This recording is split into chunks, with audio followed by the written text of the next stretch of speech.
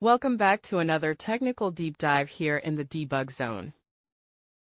Today, we're tackling a big question and breaking it down with insights from other users. Hopefully, this clears up some misconceptions and helps you get the answer you need. So buckle up, stay a little curious, and let's jump right in.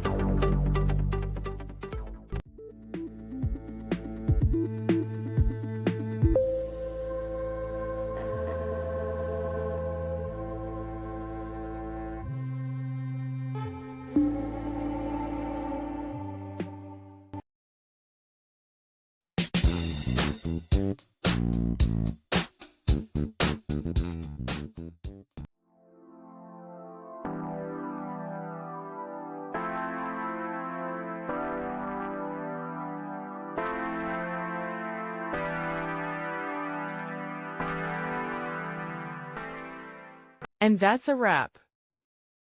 I hope you found the answer you were looking for. If you did, take a second to hit that subscribe button. It really helps out. And let me know in the comments which solution worked best for you. See you next time in the debug zone.